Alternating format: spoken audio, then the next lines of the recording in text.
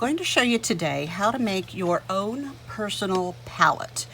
And what I mean by that is I want you to get some good watercolors. One of the best pieces of advice that I've ever been given is to get the best that you can afford, and it really does make a difference. You can get all kinds of cheapy watercolors at Michael's and Joann Fabrics and places like that, your basic craft and hobby store, but they are going to give you crappy results and you probably won't be happy with them. So you really should treat yourself and get the best paints that you can afford. The best paints in the US that you can probably get are Daniel Smith. Some people might argue that M. Graham is better. They're maybe a little bit more expensive, but they're comparable in price. Daniel Smith has a wide array of different colors. And in reality, all you need are three colors. You need yellow, you need red, and you need a blue. I got this little pack when I took my first lesson, so it's been several years ago, and it had two yellows, two different reds, and two different blues. And with this set, you can make just about any color that you can imagine. It will take you a lot of paint to figure it out. So there are a lot of different colors available, and you probably do want to get some of your favorites or things that will fit what you'll be painting. If you're going to be painting portraits, of course, you'll want to get some skin tones. If you're going to be doing landscapes, you probably want different shades of blue and green, because those are things that you're going to find, in landscapes, of course.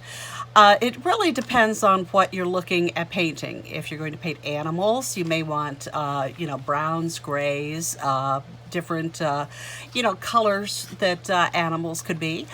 And so you will build your palette up over the years, but to start out, get you some good paints.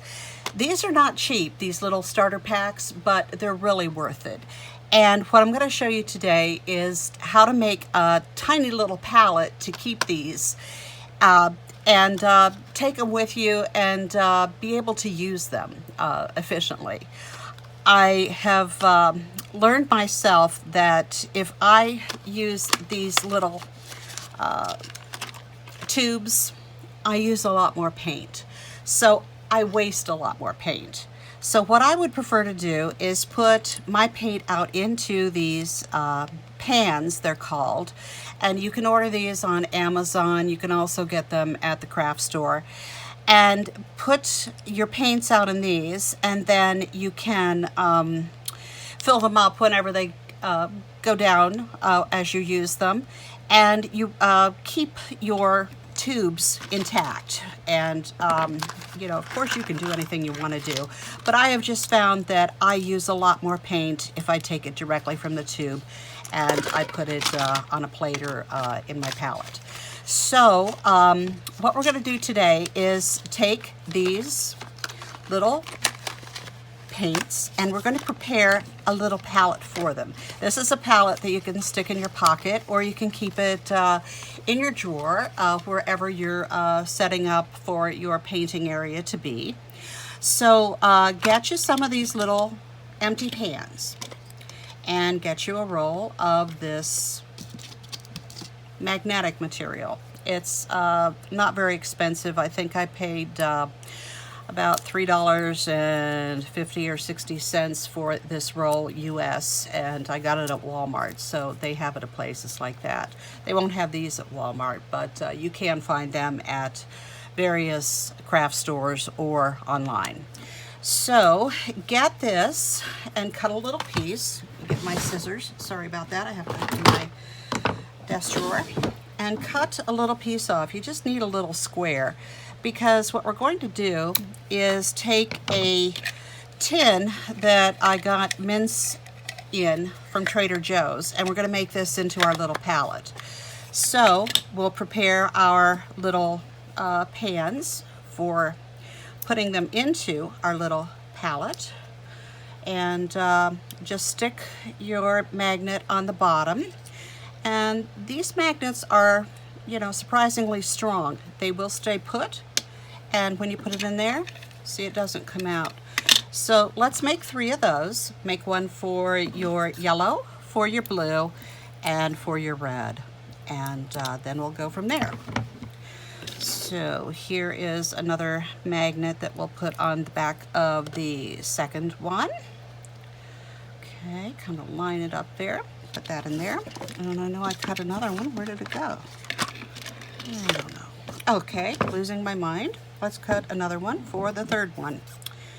Oh, here it is, stuck onto my scissors. Duh. I knew I did it. I knew it was here somewhere. All right, so let's put all these together, and we will put these into our little palette. See how great that is? And you will have all 3 of them. You can use this as a mixing area if you wish, or you can mix them down in here. It doesn't matter. Or you can use them straight from the pan, whatever you feel like doing. What I did previously with this one that I made, see how cute it is? And I put a specialty pack of shimmery paints that I just got into this one. So I made this one already. It is washi tape that I have covered the top with. And I put some sparkly around the edges where it was a little bit rough. So let's peel this off as best we can. If we can't get it off, then don't worry about it. We will cover it up with washi tape. So pick out your washi tape that you want. See, I'm just taking this off as best I can. Don't worry about it. Just peel this off. I picked these mints up at Trader Joe's at the checkout stand. They have a number of different types of little tins like this. They have this kind that it's bigger. It has mints in it still, but I'm going to make another one out of this that will hold more. Look at Trader Joe's, but also you can use Altoids, and there are other types of mints that come in a little tin like this. You can also get the tins. I've seen them on Etsy. They have them online. You can buy them in various patterns and colors. Every now and then you can get a little tin pan at the Dollar Tree. I'll show you some that I recently managed to get there. They were a good price at the Dollar Tree, of course. This one I got at the Dollar Tree, and see, it will hold quite a few paints. I have an entire collection started in here of Holbein paints, so we'll go over that one too. But every now and then you can find a decent little tin, and this one's really pretty. But you can also make your own. So let's get my bag of washi tapes and figure out. Let me move this so that I have a little space to work in. Figure out what kind of tape we're going to put on this one. So those are really pretty. Let's look at those. So just got these. Oh, I like these with the peacocks on them. This is a Tim Holtz. I think I got these at Tuesday Morning. Those are always pretty. And then I have various ones that I've gotten at various places. That's a nice one too. I think those would look good. Actually, maybe I will use this one. All right, I have picked out my washi tape I'm going to use. And let me get my little tin. Where did I put it? This is something from Dilutions. And this has weird looking girls on it, so I like it a lot. So I'm just going to position my washi tape there and tear it off. Open up my little tin, put it around the side, and put this one around the side. And it does have a little bit of the area where you can see the glue from the previous one. So let me see if I have some other ones. Yes, here are some little tiny shiny ones. So what kind do I want to put on there? This one doesn't seem like it's sticking very well, so I don't think I want to put that one on. Let's see, what else could I put on there? Let's see. Oh, this blue. That's kind of pretty. There's no other blue in it though. How about this purple? Ooh, I like that. So let me find the end of the purple one. And I'll do it just like I did this one. See how I edged it? This one's little postage stamps, and this one is little girls. So I will find the end of this. And you see what a mess I have of my washi tape. I tie them all together with string and put them in a Ziploc bag. So I need some sort of better storage idea for those. I have a lot of tapes. So that's cute. And I'll put this one, oh, that's kind of messed up. So I'll put this one down at the bottom. And that will cover any leftover residue from previous stickers or labels that were on this. And we like the purple with the green. It's really cute, isn't it? And I like this with the girls. It's very cute. And we just trim this off a dab. So I'll put that around. And put that around there. And that one around there. And isn't that adorable? Kind of burnish it down. If you have a bone folder, you can burnish it. You can also take this off and you can put a row of the sparkly around there if you want to. But those are adorably cute. I found another box. Let's make this one a little different. I have had this scrap of jelly print on my desk. And so what I'm going to do is put this one over the place where there's some adhesive that you can't get off. And then I picked out this washi tape to put around it. So I think that'll look really nice. And so it's basically endless how you can decorate these or paint these or do whatever. I have my art glitter glue, and this stuff is fabulous. I will put some on here, spread it around, get it to the edges. But we are going to use the washi, so it's not going to make that much difference. Okay, and sort of put this on here like this.